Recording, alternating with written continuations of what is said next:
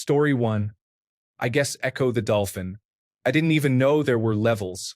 I thought the whole game was just swimming around in a circle to new age music. Story 2. Noida. Action roguelike.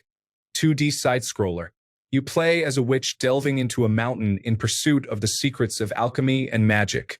Every pixel on screen has physics. Fluid dynamics, explosions, reactions, insanity. There's a huge catalog of spells. Wand building gets insane to the point of advanced programming. The world has alternate reality game-level secrets that the community is still trying to solve 5 years after launch. Most of all, there is no forgiveness. There are no barriers to exploiting the game's mechanics, so nothing is off the table for ending your run. Random reactions cascading from off-screen. Bathing your whole environment in acid? Check. Worms burrowing at 200 kilometers per hour and zeroing in on you because you fell into a vat of worm pheromone? Check. Accidentally discovering a secret. Summoning a boss you are nowhere near equipped to survive, let alone defeat? Check. So the only answer is to build enough perks and wands to survive all the chaos, and then inflict it back in kind. As above, so below. Story 3. When I was a child, my mother did not let me use the family television. I could only use an old black and white television. You cannot imagine how hard it was to pass those last levels on a black and white screen with all those lakes and obstacles. The planes simply disappeared. The bullets disappeared. And I feel proud of myself almost 40 years later. Story 4. Super ghouls and ghosts. No saves, and when you finally memorize every pitfall the game has to throw at you and you manage to get to the end of the game sends you back to the beginning of the game to make you play all the way through the game again before you can fight the final boss. A friend and I perfected everything and left the game paused in the console overnight with maximum lives and good gear. We were planning on finally beating the game the next morning, but his little brother had turned the Super Nintendo Entertainment System off so that he could play a different game. Never played it again. The game won. Story 5. Gran Turismo 7.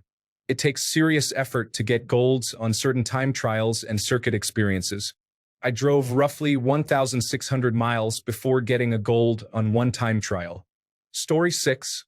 Grand Theft Auto Vice City. It wasn't really the game itself that made it hard. It was because my brother gave me a controller that wasn't connected and would just continue playing himself. Story 7. Ninja Gaiden, Battletoads, the original Teenage Mutant Ninja Turtles, all on the Nintendo Entertainment System. I think the limitations on game technology at the time made games not just harder, but more frustrating. No save feature was a big part of it. Getting a good way through a level only to die and have to start back at the beginning? Forget that. I still encounter hard games now, but they at least seem doable. The challenges can be difficult but don't seem insurmountable, and for the most part, they're not. I can eventually figure out a way through the challenge. Not with those older games, though. Story 8. Baba Is You, and it's not even close. Any poorly designed video game can feel hard, but for something to actually be hard, it has to be well crafted. Baba Is You is the hardest puzzle game for me anyway, maybe the hardest puzzle game ever made. There's no, let me just die 50 times trying to make this jump. Phew, that was so hard.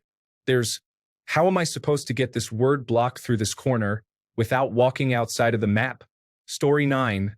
The Legend of Zelda Wind Waker. My grandma was dying of cancer and we loved her so much. In the game, Link's grandmother also gets sick and begs her grandchildren to come back to her. You can cure her by giving her a fairy. I wanted the fairy to come out and save my grandmother too so badly. Story 10. Digimon World 1 for the PlayStation 1. Such a complex game compacted into the limited disk space they had back then made it into a time trial race of annoyance and nightmares. Story 11. The first section of Bloodborne through the street. It was my first From Software game and it abused me. Not even sure why I kept going back to it, but it's probably my favorite game of all time, so I'm glad I did. Story 12. Castlevania 2. Its particular favorite trick was invisible instant death pitfall traps, but it was also very unforgiving in general and relied heavily on memorization. Story 13. This war of mine looks and plays pretty simple, but will put you through the mental ringer. Even the slightest negative decision can set you on a downward spiral. You can make immoral decisions for survival, like stealing from a peaceful elderly couple living alone at their home. Then the next night when you return, you find them dead in the chairs you saw them in the previous night. Your survivors start questioning what you just did, and some of them will succumb to depression. It's a compelling game, but will leave you feeling sad on more than one occasion. Story 14, Life. Can't figure out the mechanics. Doesn't help that I'm more of a free-to-play player. The grind doesn't feel worth it. Unskippable cutscenes. Quests too hard. Like, what do you mean become a doctor? And I can't stop playing. If I stop playing, I kinda can't do anything anymore. Story 15. Old school RuneScape Iron Man. Not only some mechanical challenges, but you have to get rare drops, which can result in having to grind for weeks or months. Story 16. Raiders of the Lost Ark on Atari. A couple of levels in complete darkness. Invested hundreds, if not thousands, of hours into it, but never finished it. The game can be completed in less than 15 minutes if you know what you're doing, according to YouTube. Story 17. I was born in the 1980s and have played this game pretty much since it came out. I still can't beat it. Or maybe I don't want to. I mean, I could watch some YouTube videos for strategy, but I like playing it like I would have when I was a kid with no idea how to beat him. Story 18. Hands down, Dark Souls. That game is brutal. Every boss feels like a mini nightmare, and just when you think you have got the hang of it, they throw another curveball at you. It is infuriating but so rewarding when you finally beat a tough enemy. Story 19. Never beat it as a kid. Never went back as an adult to try again. As an adult, the first 10 hours acclimating to Elden Ring. Story 20. Jagged Alliance 2 made me go back to Dark Souls 1 Swamp Town as a therapeutic vacation. After weeks of playing the game, I managed to take over the power plant, only for the terrorists to magically reoccupy it out of nowhere. That game is so unfair and busted. It's crazy. Story 21. DayZ. Hardcore survival game in a zombie apocalypse where the world is unforgiving and you can get tetanus by sliding down a ladder with no gloves and not disinfecting the wound. Man, I hope I get better. Did I mention French people in there? Story 22. Maybe a weird option since it's multiplayer focused, but StarCraft 2. I never played the first one, so I'm not comparing against that. I say this not because of the difficulty against other players, but because I was constantly finding myself overwhelmed with things, feeling like I had poor control over my army due to needing to do a lot more than I was able to keep up with. I was constantly aware of how I didn't have a strong grasp of timings. Strategy for me was kind of flailing, and I was reacting more than feeling in control. Now, to be clear, I think StarCraft 2 is incredible in large part due to how insanely high the skill ceiling is. There's so much to learn, optimize, and maximizing potential requires so much knowledge and multitasking. So when I say difficulty, I just mean mastery of what I understood and was able to do rather than saying my opponents were difficult, which was also true but not what I'm getting at here. It was further complicated by the fact that I'm very clumsy with mouse and keyboard in general due to playing most games with a controller. Story 23. Actually played for at least 10 hours of Returnal. I might have tried others that are harder, like maybe Demon Souls, Bloodborne, or Nioh, but those did nothing for me except frustrate me.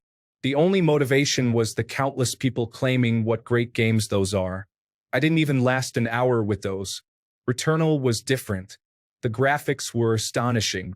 The haptics, the look and feel, simply captivating. I simply wanted to play. I wasn't very good. From what I read, I didn't even get near the boss of the first biome, which is considered quite tough. Defeating it for the first time is supposedly the moment the game clicks and everything falls into place. Still, it was fun, at least for roughly 15 hours, despite me basically only being able to survive the easiest monsters. I still hope they make an update similar to what Dead Cells did, making the game manageable for players like me. Simply because, apart from not getting anywhere, this was by far the best third-person shooter experience I ever had when it comes to handling. This would be an instant purchase for me. I played it on PlayStation Plus Premium before, one of the rare ones where I would even consider paying full price. Story 24. I owned Deadly Towers on Nintendo Entertainment System as a kid. That game was impossible. The box art looked like the most badass Viking warrior ever. The game had a little blue guy shooting swords out of his torso. A few years ago, I watched streamers beat it, and it is absurd. Story 25, 100% definitely has to be NetHack. The best players ever get, I think, an 11% win ratio with one of the classes, and the rest are even harder. I defy any other Redditor to post a screenshot from a win. Shout out to Subterranea for the Sega Genesis on hard mode. That was absolutely brutal. Story 26. King's Quest 3 or King's Quest 4. You kids don't know how hard those games were. Watching a playthrough won't do it justice to doing it on your own in the 1980s without internet support. Story 27. King's Quest 4. Hands down. The whale tongue and hidden plank moments require knowing in advance that the mechanics are even possible. Additionally, you can get 95% of the way through the game to the pipe organ moment and, again, you need to know things to pass it or you can ruin your save game to the point of impossibility of winning. Story 28. The United States version of the Seventh Saga. I've beaten all the Soulsborne games, Cuphead, Hades, and completed all the Halos on the most difficult settings. This turn-based Super Nintendo Entertainment System role-playing game tore me apart. I can't even begin to describe the sheer agony of this game. Every overworld encounter is sadistic. Just a bat? Get one shot. Spider? One shot. Ghoul? Your character got one shot. Leveled up so you can withstand one truly devastating mosquito bite? Well, the characters you didn't pick at the start are still in the world, working against you. Their level scales with you, but they get more of every stat. I could start my own mass with the amount of prayers I sank to the random number generator. But it was captivating. Don't play it. Story 29. Maybe Spelunky actually mastering all the mechanics is quite time-consuming but so rewarding. Actually beating the game by getting the Jedi, going to the black market for the Ankh, sacrificing yourself in the ice caves to get the Hedget, and then killing Anubis and gaining entry to the Gold City, then killing Anubis 2 to claim the Book of the Dead, then killing the normal boss, using the Book of the Dead to go to hell, and fighting the real boss, Yama. Complicated game. Story 30. The first Castlevania on Nintendo. My buddy actually gave his kid this ultimatum. You beat Castlevania on Nintendo, I'll buy you an Xbox or PlayStation. I could never kill Dracula. Forget that game. And I beat Mike Tyson's Punch-Out. Ghosts and Goblins and Battletoads. Story 31. Takashi's Challenge. But in all seriousness, Sekiro. I've played Souls games for well over a decade, but Sekiro was the only one I struggled with until I played Stellar Blade, which has similar parry mechanics. Story 32. The original XCOM.